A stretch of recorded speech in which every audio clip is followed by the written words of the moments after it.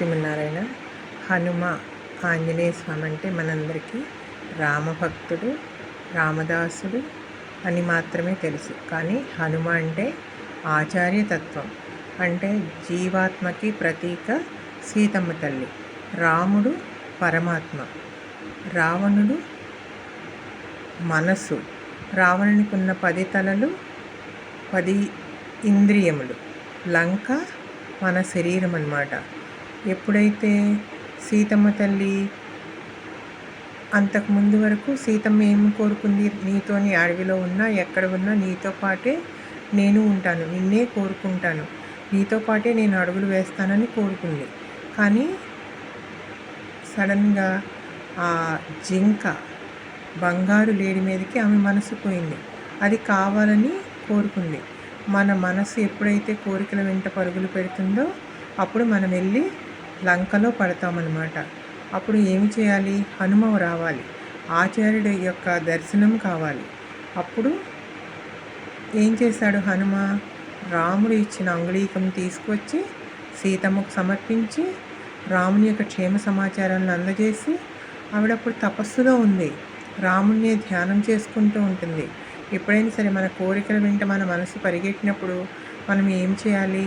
ఆ పరమాత్మ యొక్క ధ్యానం చేసుకుంటూ ఉండాలి. అప్పుడు ఆచార్య యొక్క దర్శనం లభిస్తుంది. ఆచార్య దర్శనం లభిస్తే మనము మళ్ళీ తిరిగి పరమాత్మను చేరుకుంటాము.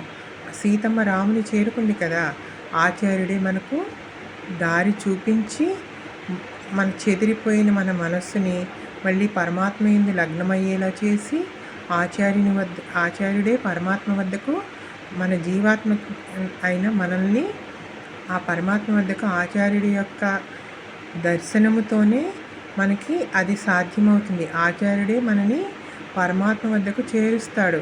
మనం ఏమైనా తప్పులు చేసినా వాటిలన్నిటినీ సరిదిద్ది మనల్ని పరమాత్మ వైపు మన అడుగులు పడేలా చేసి పరమాత్మ యొక్క సాన్నిధ్యానికి మనల్ని చేరుస్తాడనమాట. నిజంగా భగవంతుడు అనేవాడు ఇవన్నీ చేయనవసరం లేదు. సీతమ్మ భూమాతకు ప్రతీక. కానీ ఆవిడ ఎందుకు ఇన్ని బాధలు పడింది? రాముడు ఎందుకు రావణాసురుడిని సంహారం చేయడానికి అన్ని బాధలు పడ్డాడంటే, నిజానికి భగవంతుడు అనేవాడు అవన్నీ అనుభవించిన అవసరం లేదు. ఆయన సంకల్ప మాత్రం చేతనే ఏదైనా చేయగలడు. కానీ మనకి తెలియచేయడానికి మనుషులు మానవ జన్మ ఎత్తి ఈ లోకంలోకి వచ్చిన తర్వాత ఇలా రకరకాల ప్రలోభాలకి మాయలకి లొంగుతారు. అప్పుడు మనం ఏమి చెయ్యాలి అని మనం తెలుసుకునేలా చేయడానికి మాత్రమే ఆయన ఈ లోకంలో సంచరించాడు. అంటే ఎప్పటికైనా సరే దుష్ట శిక్షణ శిష్ట రక్షణ చేసి తన భక్తులను నేను కాపాడుకుంటాను అని నిరూపించడం కోసమే. మానవుడికి రకరకాల సమస్యలు ఎదురైనప్పుడు వాటిని మనం ఎలా దాటాలి, వాటి నుంచి ఎలా బయటపడాలి అని ఒక మార్గదర్శనం చేయటానికి మాత్రమే ఈ లోకంలోకి అవతరించి మనకి ఏదైనా దారి చూపించి మనల్ని తరింపచేద్దామని ఆయన ప్రయత్నం చేస్తాడు. అంతేకాని ఆయన సంకల్పం మాత్రం చేతని ఈ సమస్త చరాచర సృష్టిని సృష్టించిన వాడు రావణుని సంహరించలేడా? అది కాదు కదా. ఒక మానవ జన్మ లభించిన తర్వాత వాళ్ళకి ఎలా ముక్తి మార్గం వైపు పయనించేలా చేయాలి అనేది మనకి నేర్పించడం కోసం స్వామి ఈ అవతారాలన్నీ స్వీకరిస్తారనమాట. ఆయన సంకల్ప మాత్రం చేతనే ఈ సమస్త చరాచర సృష్టిని సృష్టించగలిగిన ఆ స్వామి మన కోసం ఈ లోకంలోకి అవతరించి గర్భవాసాది క్లేశాలు అనుభవించి మనల్ని తరింపచేయడం కోసం మాత్రమే స్వామి ఈ అవతారాలన్నీ ధరిస్తాడనమాట.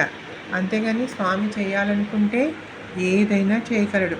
అందుకే మనము ఆంజనేయ స్వామిని, హనుమంతుడిని రామదాసుడు, రామభక్తుడితో పాటు ఆచార్య తత్వంగా కూడా భావించి ఆ స్వామిని పూజించాలి. ఇదిగోండి మా హనుమ దర్శనాన్ని మీకు చేయిస్తున్నాము. అందరూ దర్శనం చేసుకోండి.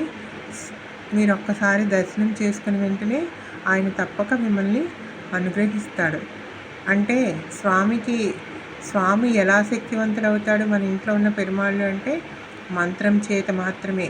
మనం ఎక్కువ చక్కగా రోజు మంత్రానుష్ఠానం చేసుకుంటూ ఉన్నామనుకోండి, మన పెరుమాళ్ళు కూడా మనం ఎలా చెప్తే అలా వింటాడు.